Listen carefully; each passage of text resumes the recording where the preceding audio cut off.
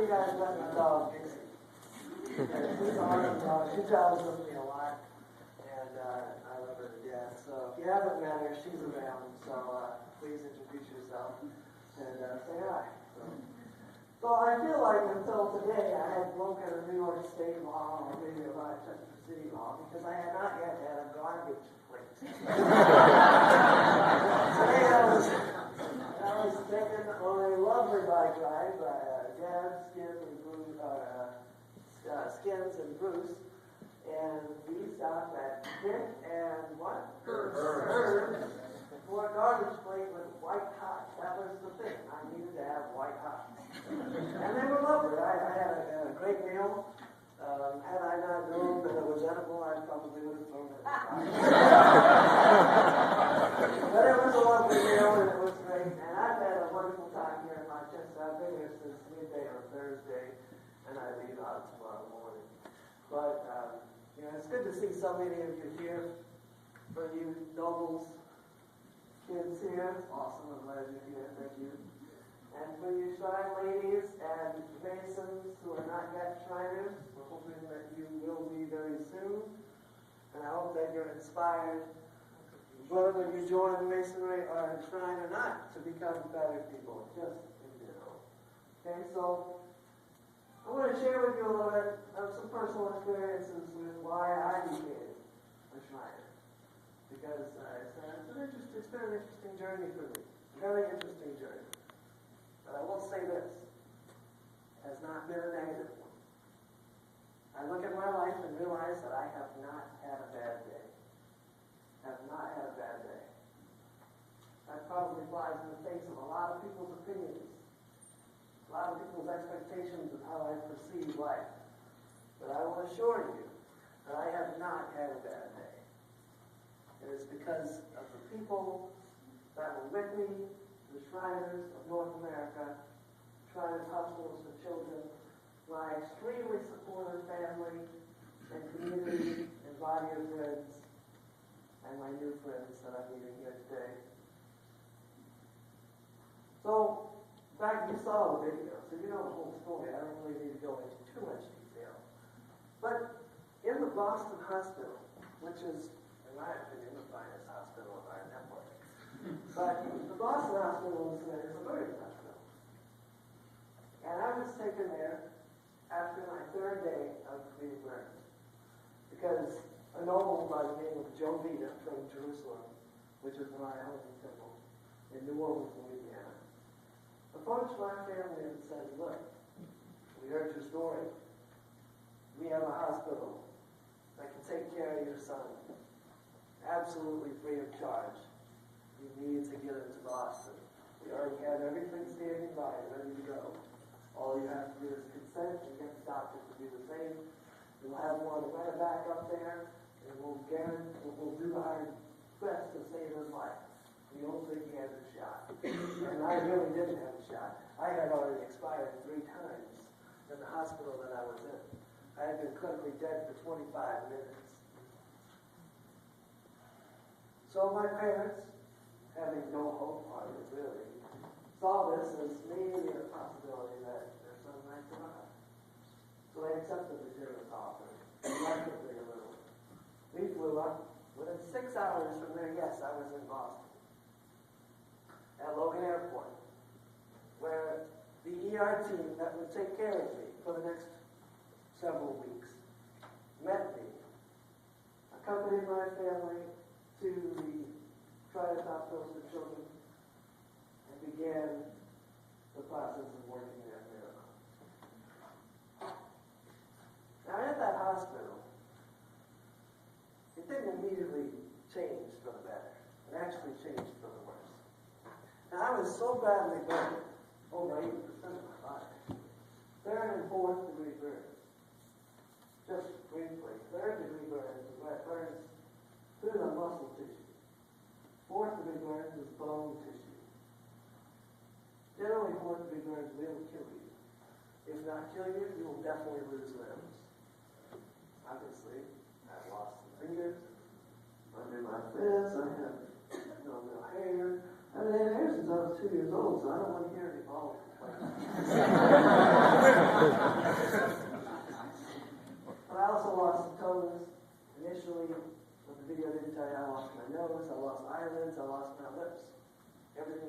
definitively reconstructed by the doctors at the Shrine Hospital. So, having no skin, I had no protective shield. I was so vulnerable to infection. And staph is common in the hospital. It's a deadly infection. So they had to keep me wrapped from head to toe like a mummy with this ointment called Silverview, which is a pretty intense antibiotic ointment. Plus I was on intravenous antibiotics for months. Anyway, fourth degree burns charr your bones so badly they become extremely brittle. And everybody knows that if you've ever had a wound and you put gauze bandages on it, it tends to stick. Of course, having to keep me covered in gauze bandages as a preventative way to keep me alive from staph infection, they had to change those dressings every couple hours. And as they started to unwrap my hands, they noticed that the bandages were sticking to the wound, to the burn, to the hand, to the wrist, to the fingers. And as my parents watched through the window, helpless to do anything about this, they continued to unwrap my hands, and my fingers and hands started to pull away from my body. As they started to unwrap my feet, the toes began to pull away from my body. Now, I have no memory of this, and that is the greatest blessing. That in itself is a gift. But my parents did. And even though I experienced this firsthand, I didn't think I suffered as much as they did. They took it all. And they had every detailed memory. They've carried that for almost 30 years now. But I didn't want them to suffer alone. I've talked with them about this, and I've gotten them to open up and go deeper than themselves and share that journey with me, because I wanted to know. And that's why I can tell you today. And in addition to talking to them about it, I have been very fortunate to meet the first responders who met me at my house after the accident. And I've interviewed them, and I wanted their perspective. And I met the ER staff at both the New Orleans Charity Hospital, which took care of me initially for the first 72 hours, and then finally the hospital across the Damascus Hospital. Some of the people from back in 1982 are still there. And it's phenomenal to see them today as an adult, having come through, having pushed through all the adversity. And it was an honor to get to meet them and to share that, to let them know that they were part of that miracle. That you are, or can be, part of that miracle. Whether you're a noble or Mason, or a Shrine wife, or a Masonic wife, you can be part of that miracle. And by your presence here today, I think you've already taken those steps.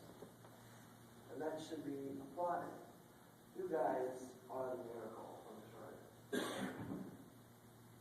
I'm eternally grateful to this organization. Without you, I could not exist. It's not optional for the Shriners to exist. I think it is necessary. It should be sort of a rite of passage, if you will, for service, for charity towards your fellow brothers and sisters.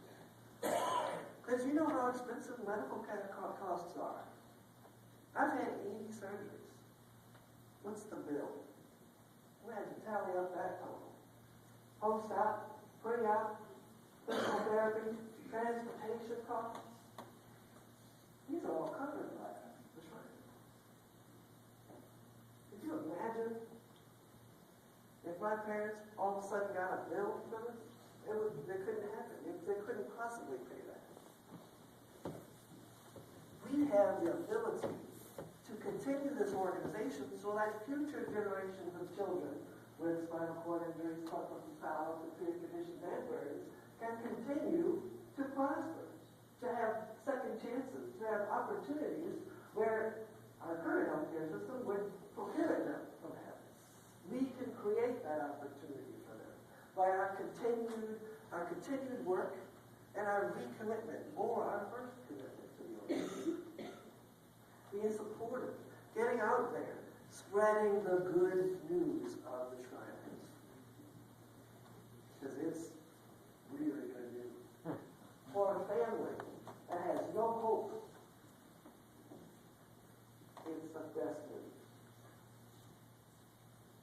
You know, I spent a lot of that first couple of months and the first couple of years of my life at the Shriners Hospital in an isolation room.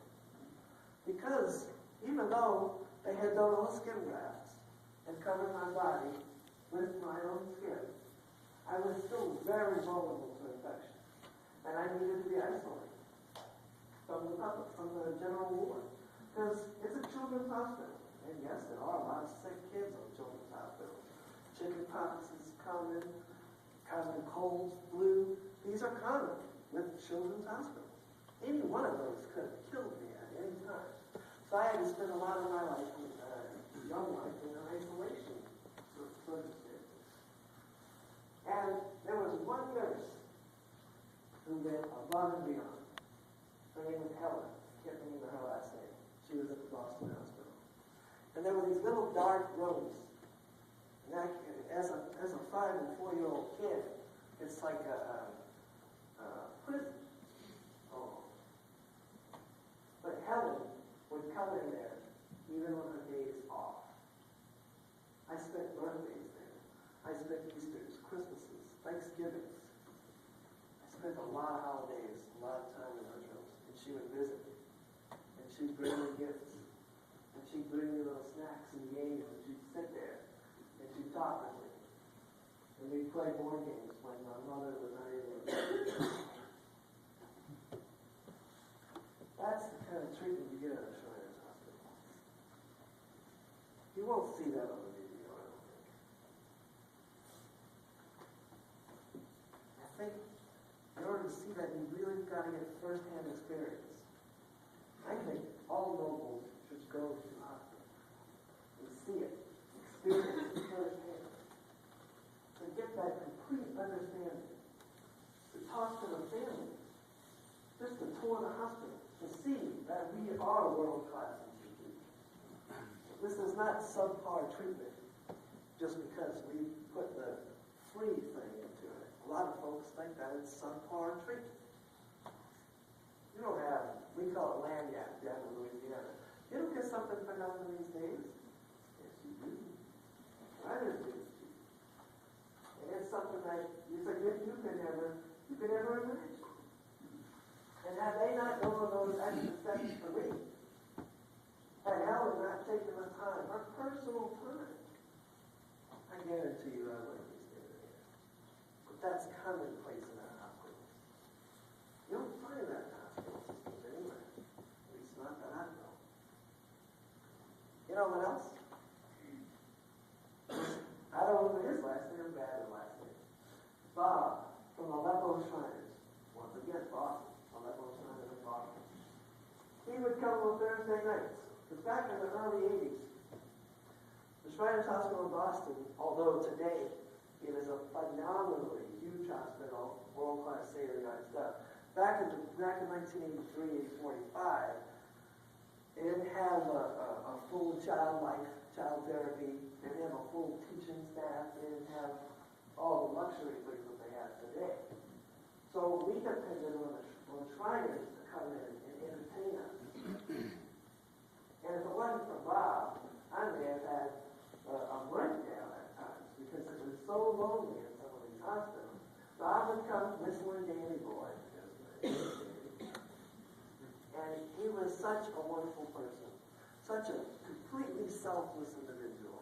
And he would walk us a little tunnel, and if we were in wheelchairs because we had leg surgery, hip surgery, he would push us, or we would have wheelchair races and collide and collapse up and wheelchairs.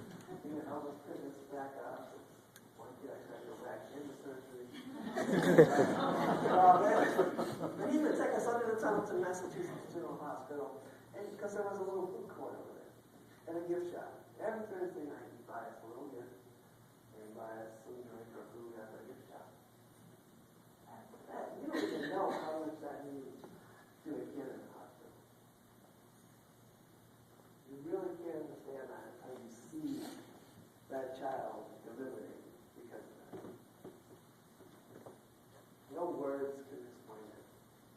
video can explain that.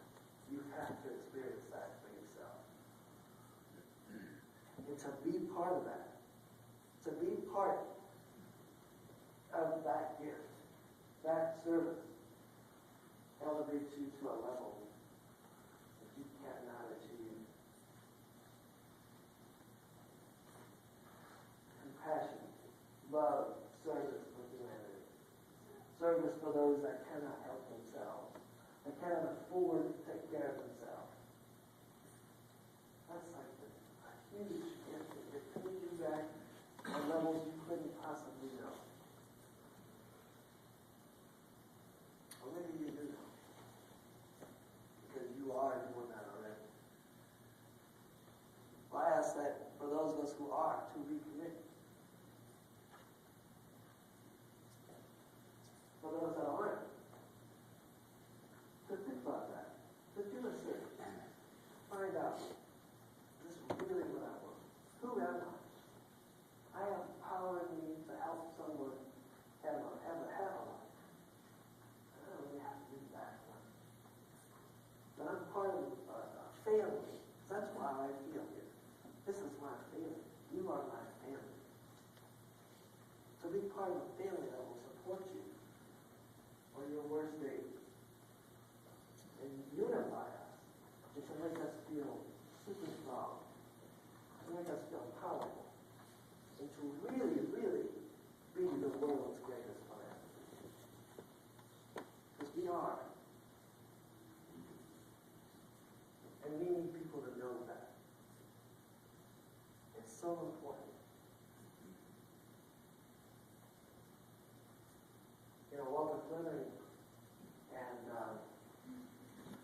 his name is William Flores, he knew that there was something. They didn't do this for nothing. Yeah, they had started as a fun organization. And something created that in them. And they gave birth to a phenomenal group of people. And I'm honored and proud to be part of that. And back in 2007, I was in Tampa, and we had a bunch of football games, the East-West Triangle games. And we have a meeting in Tampa, the athletic community meeting, which is sort of a business meeting for all our athletic events. And I was speaking down there when the Imperial Sir Nick Thomas was the Imperial Potentate. And obviously, I know who the Shriners are, but I had never taken the step to become one. Admittedly, I wasn't a Mason at the time. And I felt something. I felt compelled to become part of this family, to become part of the organization. Because I said, what am I doing? You know, I've got so much experience with this group. I know the inside and out of that hospital system. I know how it works. I know what it needs there. And I know about the Shriners. And I know, and I want to be part of that camaraderie. And I want to have fellowship and fun with these people. And I want to help to take this to the next level. And I became a Shriner. I declared my interest in becoming a Mason. I said, I don't know how to do it. I don't know what I'm supposed to do. All 50 people in the meeting room just got up. So the Colonel Sir Nick called up the Grand Master of Louisiana. Within 2 weeks, I got a phone call from the secretary of my lodge, which is Slidell Lodge number 311 in Slidell, Louisiana, a suburb of New Orleans. And within a month, I was initiated past the race as a Master Mason. And then another month, July 3rd, I believe, I took my obligation in Anaheim, California. And God soon obligated me. And from that moment on, my life is unrecognizable. What this organization has done for me, what I'm now doing to help the organization, has done a complete flip. And I have so much joy and pride in this organization now. You know, what I've had in the past, that was great, but nothing compares to what it is today. Nothing compares to where it is today. It's hope. It's love, it's compassion, it's honesty, it's charity, it's service. Everything that I think I say